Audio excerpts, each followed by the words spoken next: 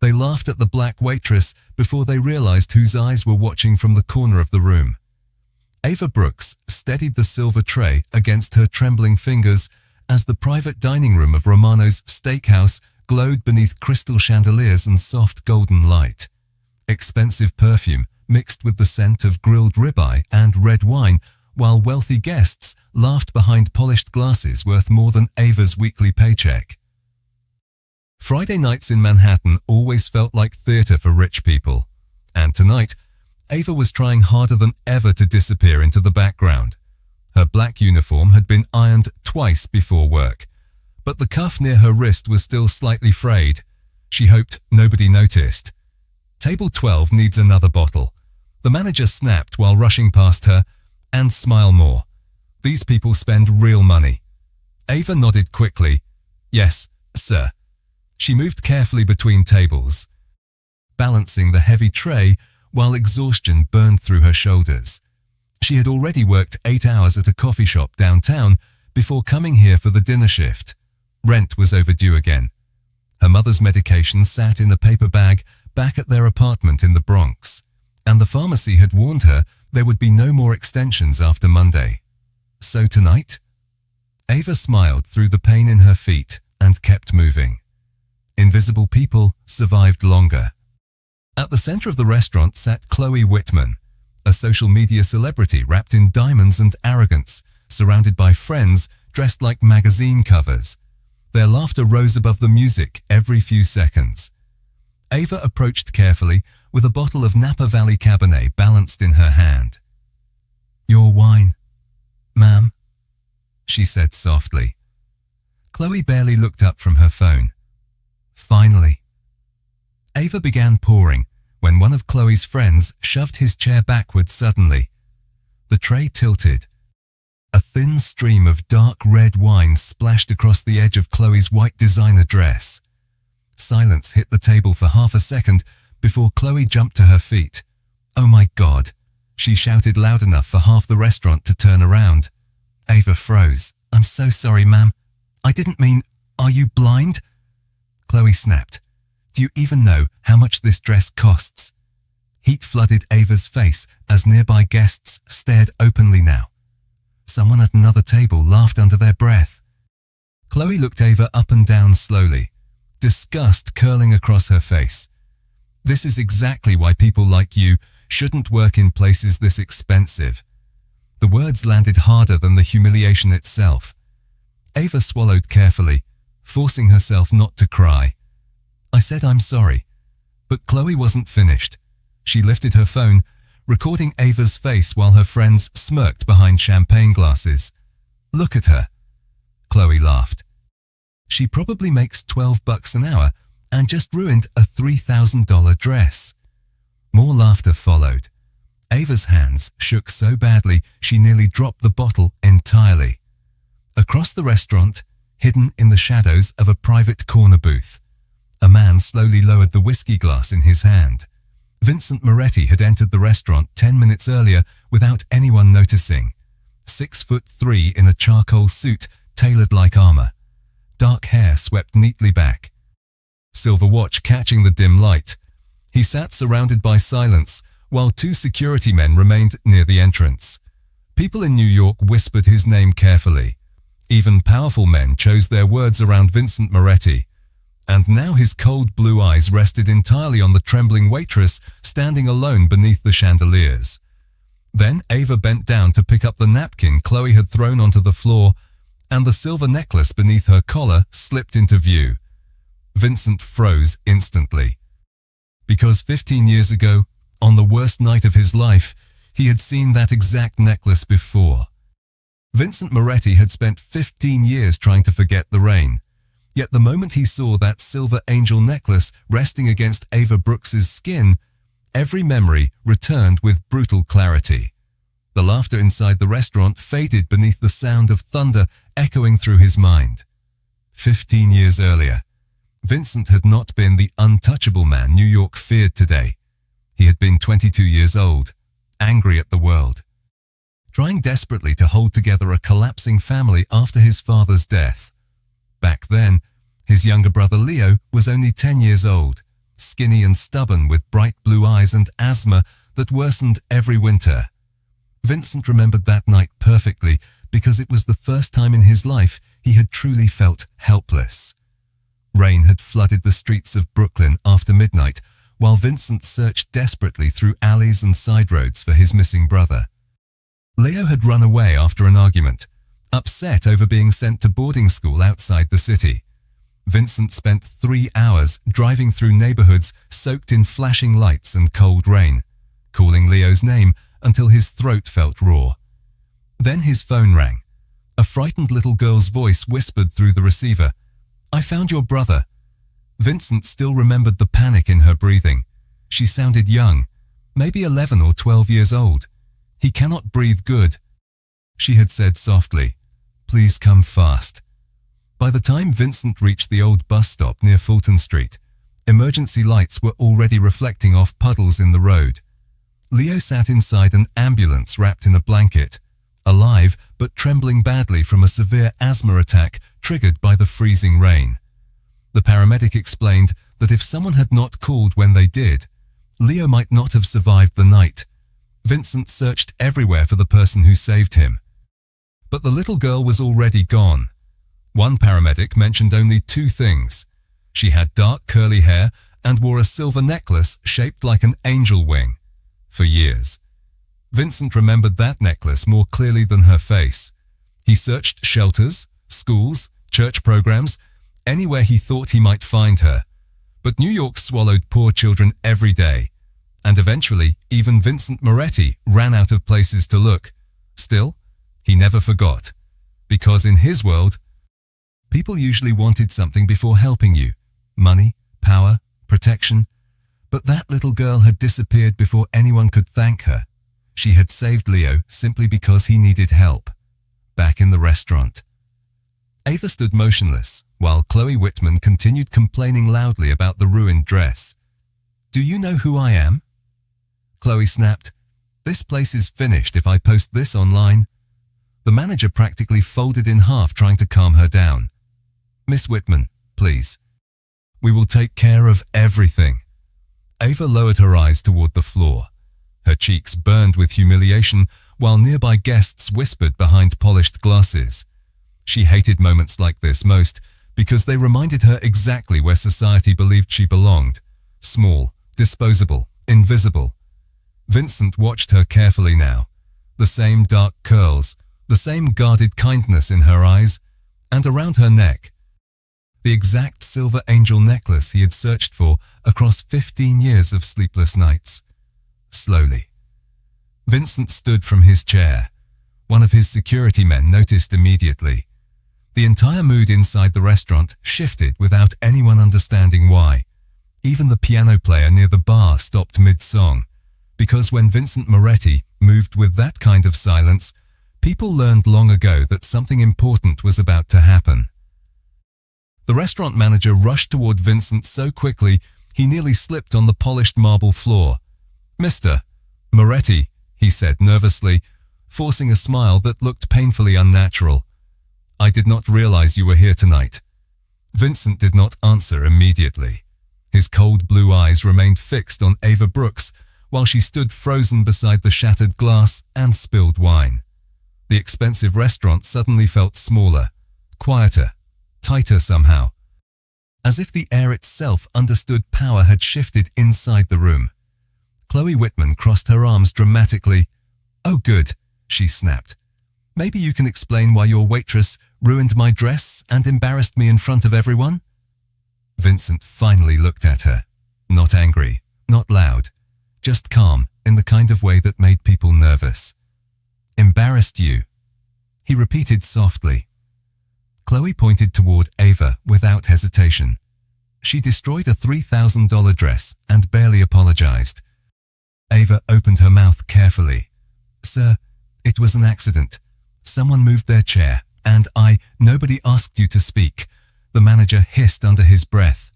Ava immediately fell silent again, humiliation burning across her face. Vincent noticed everything. The trembling fingers, the lowered eyes, the way she instinctively apologized for existing. He had seen that look before in people who spent their whole lives surviving instead of living. Around the dining room, wealthy guests whispered quietly among themselves. Some recognized Vincent Moretti instantly. Others only noticed how suddenly terrified the manager looked. Chloe, however, clearly did not understand who she was speaking to. Honestly, she continued loudly, people like her should not work in fine dining if they cannot handle pressure. Vincent glanced briefly at the silver angel necklace resting against Ava's collarbone again. His jaw tightened slightly. Then he asked the question nobody expected. How long have you worked here?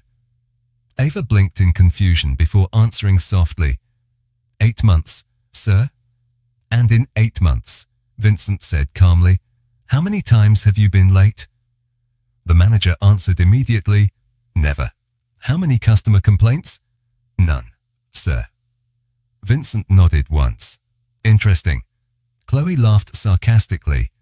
So now we are giving employee evaluations. Still, Vincent ignored her completely. He stepped closer toward Ava instead. Up close, she could see the faint scar near his jawline and the sharp intensity in his eyes. Men like Vincent Moretti did not simply enter rooms, they controlled them. Yet his voice lowered unexpectedly when he spoke to her. Where did you get that necklace? Ava instinctively touched the silver angel wing hanging from the chain. My grandmother gave it to me when I was little, she answered quietly. She said my mother bought it before she died. Something changed in Vincent's expression then. Not weakness, something deeper, something almost painful. Behind him, one of his security men exchanged a confused glance with the other. They had worked for Vincent for years and rarely saw emotion touch his face at all. Chloe rolled her eyes impatiently. Can someone focus on the actual problem here? Vincent slowly turned toward her again. The room went completely silent. Even the bartender stopped polishing glasses. The actual problem, Vincent said evenly, is that a young woman just apologized 3 times while being publicly humiliated for an accident. Chloe's confidence flickered slightly for the first time. Excuse me. Vincent stepped forward another inch.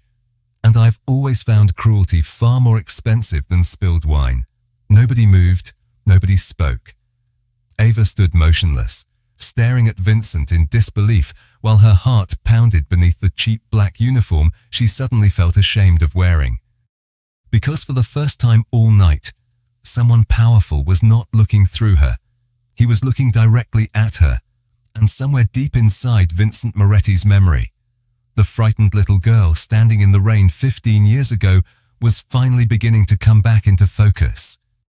Chloe Whitman had spent her entire adult life believing money could control every room she entered, so the silence spreading across Romano's steakhouse unsettled her more than she wanted to admit.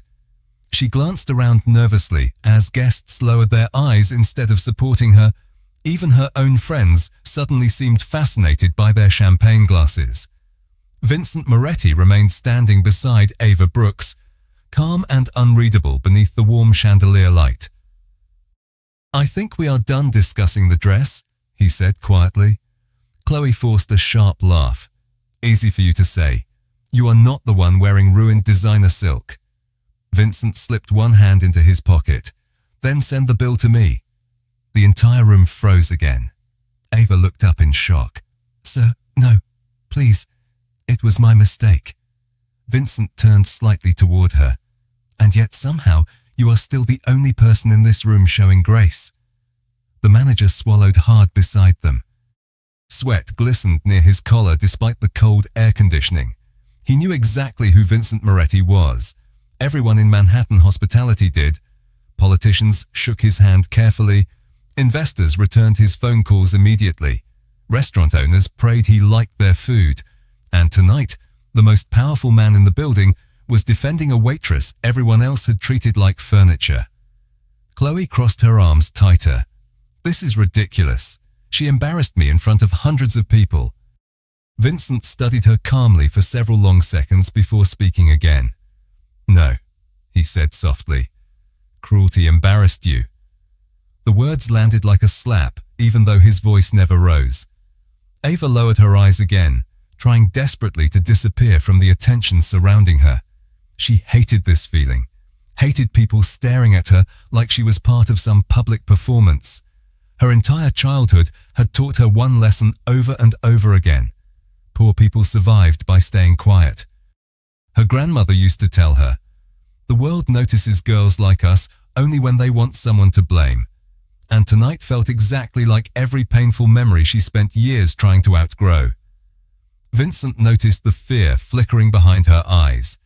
It bothered him more than he expected, because 15 years ago, the little girl who called for help during the storm had not sounded afraid for herself. She had sounded afraid for Leo. That same quiet kindness still lived inside Ava Brooks, hidden beneath exhaustion and humiliation. One of Chloe's friends suddenly spoke up. "Wait," he said carefully, glancing at Vincent. "You are Vincent Moretti." Chloe frowned immediately, who nobody answered her right away. The manager looked physically ill now. Nearby guests whispered more openly. A couple near the bar quickly stood and left cash on their table without finishing dinner. Ava looked confused by the sudden tension spreading through the restaurant. She knew the name Vincent Moretti. Of course, everyone in New York did, but she had never seen his face before tonight. She certainly never imagined a man like him would care whether a waitress was humiliated publicly. Chloe finally rolled her eyes impatiently. "I do not care who he is." Several people inhaled sharply at once. Vincent remained perfectly calm. That is usually the moment people regret later. One of his security men muttered under his breath. Vincent ignored him and looked back at Ava instead. "Do you still live in Brooklyn?" Ava blinked. "No, sir. The Bronx now. But you grew up in Brooklyn." Her expression changed slightly. "Yes." Vincent's pulse slowed strangely. Every answer pulled another memory loose from the past. Rain, ambulance lights, a frightened little girl holding a phone with shaking hands. Then Ava asked the question quietly. "How do you know that?" Vincent stared at the silver angel necklace resting against her skin once more. "Because 15 years ago," he said carefully, "a little girl wearing that necklace saved my brother's life, and I have been looking for her ever since." Ava Brooks felt the entire restaurant staring at her as Vincent Moretti's words settled into the silence like falling glass. For several seconds, nobody moved. The chandeliers above cast warm gold across polished marble floors, while expensive dinners sat untouched at nearby tables. Somewhere near the bar, ice clinked softly inside a forgotten whiskey glass. Ava could barely breathe. "I think you are mistaken," she whispered carefully. Vincent did not look away from her. "I do not make mistakes about things that matter." Chloe Whitman let out a disbelieving laugh. This cannot be serious. But nobody joined her laughter this time.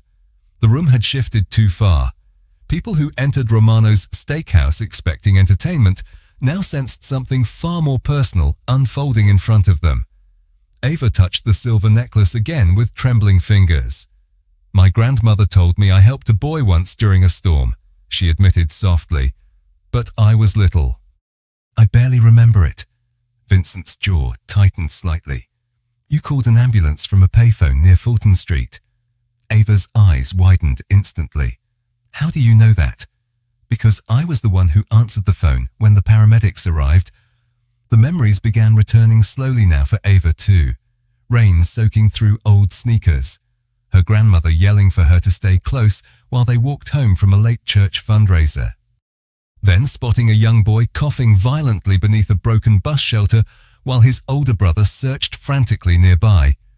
Ava remembered being scared, but she remembered something else more clearly than fear. The little boy's eyes. He looked like he could not breathe. "Leo," she whispered before she could stop herself. Vincent froze completely. "You remember his name?" Ava nodded faintly. "Your brother kept saying it over and over while he was trying not to cry." For the first time all night, emotion cracked visibly through Vincent Moretti's calm exterior. Not weakness, something deeper, gratitude carried for 15 long years without closure. Nearby guests watched in stunned silence as one of the most feared men in New York suddenly looked less like a powerful businessman and more like an exhausted older brother remembering the worst night of his life. Ava lowered her eyes again awkwardly. "I did not save anybody," she said quietly. "I just called for help."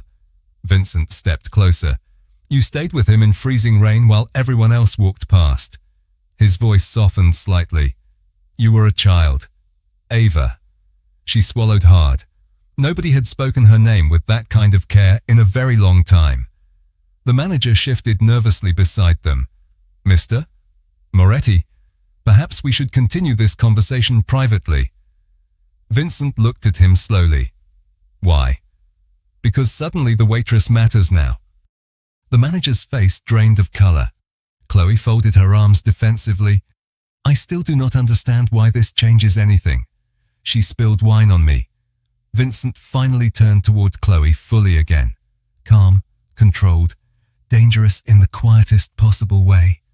"And 15 years ago," he said evenly, while grown adults ignored a frightened child struggling to breathe in the rain. "This woman stopped to help my family." Chloe opened her mouth, but no words came out. Vincent glanced around the restaurant at every guest watching. Interesting how quickly people decide who deserves respect. Ava felt tears sting her eyes unexpectedly. Not because of humiliation this time, because for years she worked double shifts, skipped meals, and walked through New York feeling invisible to everyone around her. Yet somehow the one moment of kindness she barely remembered had stayed alive inside another person for 15 years. Vincent looked back at her quietly. "You disappeared before I could thank you." Ava gave a small, sad smile. "People like me disappear all the time. Mr. Moretti?" The room fell silent again, because deep down, everyone there understood she was telling the truth. The silence inside Romano's steakhouse no longer felt uncomfortable. It felt heavy. The kind of silence people carried home with them afterward because they knew they had witnessed something important. Ava Brooks stood near the shattered wine glass with tears burning behind her eyes, while Vincent Moretti looked at her like someone staring at a missing piece of his life suddenly returned without warning. Around them, expensive dinners sat untouched beneath soft candlelight. Nobody cared about the spilled wine anymore. Chloe Whitman shifted uncomfortably beside her table, clearly realizing the attention she enjoyed minutes earlier had turned against her completely. "This whole thing is being blown out of proportion," she muttered. Vincent did not even glance at her. His focus remained entirely on Ava. "What happened after that night?" he asked quietly. Ava hesitated. "My grandmother and I moved around a lot after my mother died. Brooklyn first. Then Queens for a while. Then the Bronx." Vincent nodded slowly, listening carefully to every word. "And the necklace," Ava touched the silver angel wing again. "It was the only thing my mother left me." Her voice softened slightly. "My grandmother used to say it was proof somebody loved me before the world got difficult." Something in Vincent's expression shifted again, because he understood difficult worlds better than most people alive. He looked around the restaurant slowly before speaking. "Do you know what I remember most about that night?" Ava shook her head carefully. Vincent's voice stayed calm, but quieter now, more personal. Not the storm, not the ambulance. His eyes met hers fully. "I remember my little brother holding your hand because he was scared." Ava's breath caught softly, somewhere deep inside her memory. Fragments returned. A frightened boy wrapped in rainwater and oversized clothes. Tiny shaking fingers refusing to let go of her sleeve while paramedics arrived. "He was crying," Ava whispered. Vincent nodded once. Leo cried only twice in his entire childhood. The room remained perfectly still around them. Even Chloe had stopped speaking, because suddenly this was no longer about class or money or embarrassment. It was about something much rarer, a moment of kindness surviving long enough to come back around years later. One of Vincent's security men approached carefully. "Sir, the car is ready whenever you are." Vincent barely acknowledged him. "Cancel my next meeting." The guard blinked in surprise. "Sir, I said cancel it." Nobody interrupted Vincent Moretti twice. The guard immediately stepped back. Ava looked confused. "You do not have to do all this because of me." Vincent finally allowed the smallest hint of a smile. "Ava, 15 years ago, you helped my family when you had absolutely nothing to gain." His eyes darkened slightly as he glanced around the restaurant. "Tonight I watched wealthy people humiliate you over spilled wine while you apologized to protect their feelings." Ava lowered her eyes again. "That is just how jobs like this are sometimes." Vincent's expression hardened instantly. "No," he said firmly. "That is how cruel people justify themselves." The manager looked physically sick now. He understood where this conversation was heading long before Vincent spoke again. "How much does she make here?" Vincent asked coldly. The manager swallowed hard. $15 an hour plus tips. Vincent stared at him for several seconds. "Interesting." Ava immediately shook her head. "Please, do not get anyone in trouble." Vincent looked back at her carefully. "Even now you are trying to protect people who embarrassed you publicly." Ava gave a small, exhausted shrug. "People lose jobs over things like this." Vincent's gaze turned toward the manager again. Calm. Controlled. Dangerous in the quietest possible way. "Good," he said softly. "Because tonight, someone absolutely should." The manager's face turned pale so quickly it almost looked painful. "Mr. Moretti, please," he said carefully, tugging nervously at his tie. "There is no need to escalate this situation." Vincent Moretti stood perfectly still beneath the restaurant's golden chandelier light. His calm expression somehow more intimidating than anger ever could have been. "Escalate," he repeated softly. "A young woman was publicly humiliated while you stood beside her and worried about customer satisfaction."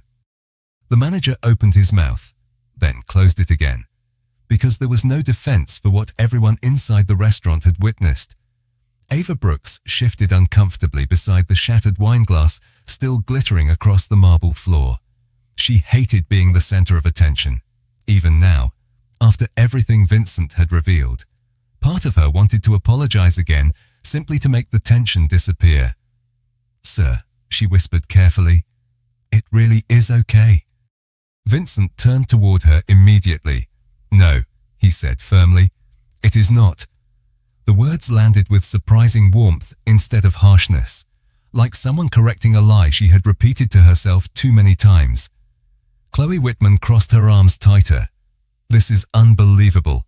You are acting like she cured cancer because she made a phone call 15 years ago." Several guests visibly winced at the comment. Vincent looked at Chloe slowly. The kind of silence that made confident people suddenly aware of every bad decision they had ever made. "You measure value strangely," he said calmly. Chloe forced a scoff. "I measure reality." Vincent stepped slightly closer. Reality is watching how people treat someone they believe cannot defend themselves. The room fell silent again. Ava lowered her eyes, fighting the sting of tears building in her chest, because deep down, she knew he was right. For years, she had accepted disrespect as part of survival. Customers snapping fingers at her, managers speaking to her like she was replaceable, strangers assuming kindness meant weakness.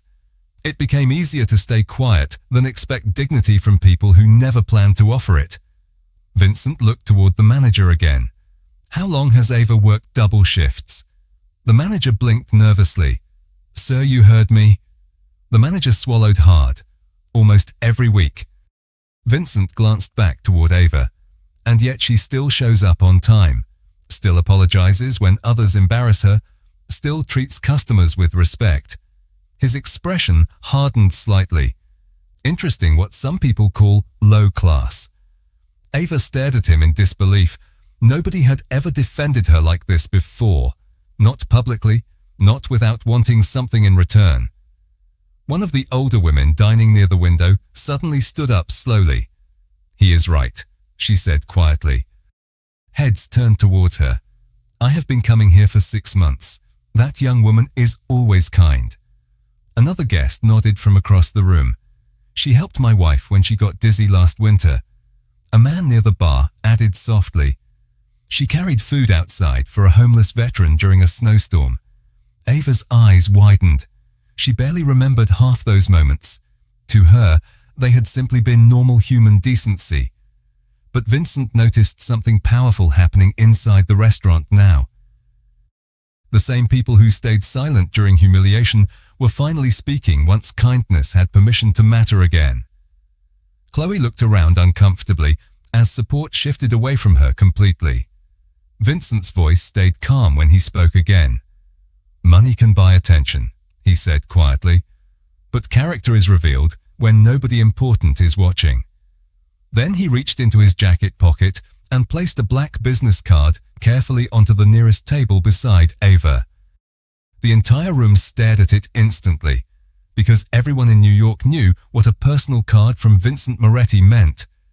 Ava looked confused. What is this? Vincent finally allowed the faintest trace of a smile. An opportunity, he answered softly. If you are willing to stop apologizing for surviving. Ava Brooks stared at the black business card resting beside the shattered wine glass as if it belonged to another world entirely. The silver lettering reflected softly beneath the chandelier light. Vincent Moretti. No title, no explanation. Men powerful enough to frighten politicians rarely needed introductions. Around the restaurant, guests whispered quietly while pretending not to stare. Chloe Whitman stood motionless beside her table. Her confidence stripped away piece by piece as the room slowly turned against her. Ava looked back at Vincent uncertainly. I do not understand, she admitted softly. Vincent slipped one hand into his coat pocket again. That card connects directly to my office. Ava blinked. Why would I need that for a moment? Vincent simply studied her face. He noticed the exhaustion she tried hiding beneath professionalism. The careful way she carried herself like someone expecting disappointment before kindness. The instinct to apologize every time attention landed on her. He had built entire empires reading people, and Ava Brooks looked like a woman who had spent too long surviving alone, because people who spend their lives helping others should not struggle forever, he answered quietly. Ava lowered her eyes immediately. Compliments always made her uncomfortable. Growing up poor taught her not to expect miracles from powerful men in expensive suits. You do not owe me anything, she whispered. Vincent's expression softened slightly. That is exactly why I know you deserve more. The words settled deeply somewhere inside her chest. Nobody had ever said something like that to her before. Not bosses, not customers, not even life itself. Across the room, the manager cleared his throat nervously. Mr. Moretti. Perhaps we can offer Miss Brooks paid leave while tonight blows over. Vincent turned slowly toward him. You still think this is about public relations? The manager immediately looked down. No, sir. Vincent glanced around the restaurant one final time. People reveal themselves during moments like this, he said calmly.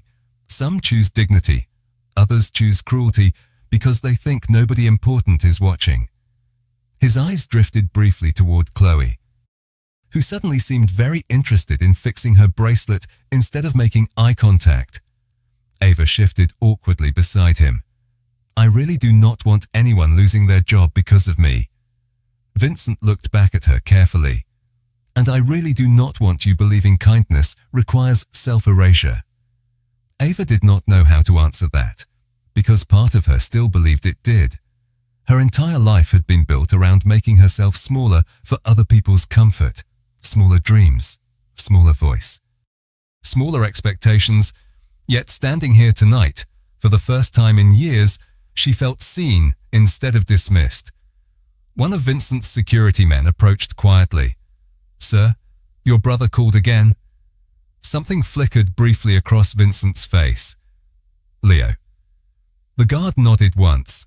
Vincent reached for his phone but paused before answering. Then he looked at Ava.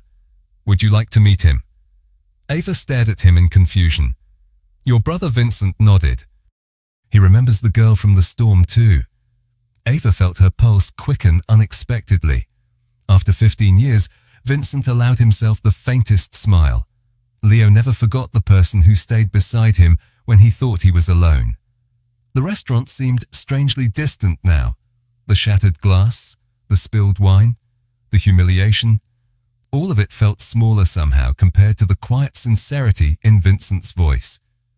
Ava glanced down at the silver angel necklace resting against her uniform. Her grandmother used to say kindness was the only thing powerful enough to survive hard times.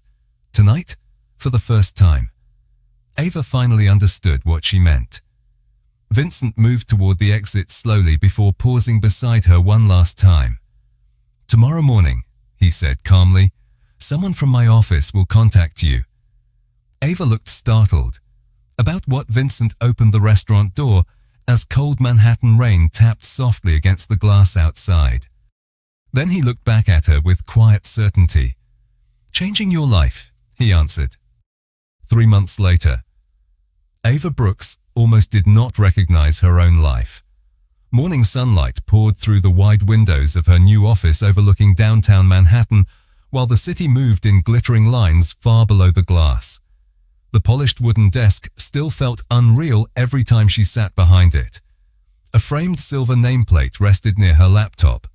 Ava Brooks, Community Relations Director, Moretti Foundation. Some mornings she stared at those words just to remind herself she was awake. The girl who once worked double shifts carrying heavy trays through crowded restaurants now spent her days helping struggling families find housing assistance, medical support, and job training programs funded entirely through Vincent Moretti's foundation. Vincent had quietly built the organization years ago in honor of his late mother, though almost nobody outside his inner circle knew it existed. Power means nothing if it only protects people who already have everything. He told Ava during her first week there. She never forgot those words. Across the city, videos from that night at Romano's Steakhouse had spread online faster than anyone expected. Not the humiliation itself. People barely cared about spilled wine anymore. The moment everyone shared was Vincent standing beside Ava while wealthy guests fell silent around them. Millions watched the clip of the exhausted waitress being defended by the most feared man in New York. But what shocked people most was not Vincent's power. It was the way he looked at her with genuine respect. Public opinion turned quickly afterward. Chloe Whitman posted an apology video that disappeared within hours after viewers accused it of sounding scripted and insincere. The restaurant manager quietly resigned 2 weeks later. Meanwhile, letters began arriving daily at the foundation from strangers sharing stories about moments when simple kindness changed their lives forever. Ava read every single one because she understood those stories now. One rainy Friday evening, Ava stood beside the large office windows watching Manhattan traffic blur beneath glowing streetlights when a familiar voice spoke behind her. "You still apologize too much." Ava smiled before turning around. Vincent Moretti leaned casually against the doorway in a dark charcoal coat, hands resting inside his pockets. He looked calmer lately, softer somehow, not because the world around him changed, but because something inside him had. Ava laughed quietly. "I am working on it." Vincent stepped farther into the office. "Leo asked about you again." Ava's smile widened instantly. Over the past few months, Vincent's younger brother had become one of her closest friends. The frightened little boy from the storm was now a successful pediatric doctor in Brooklyn who still insisted Ava saved his life long before any ambulance arrived. "Tell him I am still waiting for that rematch in chess," Ava said. Vincent shook his head faintly. "You know he practices before every game now?" Ava laughed again, and Vincent noticed how different that sound was from the trembling voice inside Romano's Steakhouse months earlier. Back then she looked like someone trying not to take up space in the world. Now she looked stronger, seen, the way she always should have been. Vincent walked beside her toward the windows overlooking the glowing skyline. Do you ever think about how strange life is? Ava asked softly. Vincent glanced toward her. Every day. She touched the silver angel necklace resting against her collarbone. One small decision. 15 years ago changed everything. Vincent looked at her carefully. No, he said quietly. One act of kindness survived long enough to come home. Ava felt emotion tighten gently in her chest as rain tapped softly against the glass outside. Somewhere below them, New York kept rushing forward like it always did. Loud, ruthless, busy enough to overlook people every single day, but not tonight, because somewhere between spilled wine, old memories, and a silver necklace forgotten by time, the world had finally remembered what dignity looked like.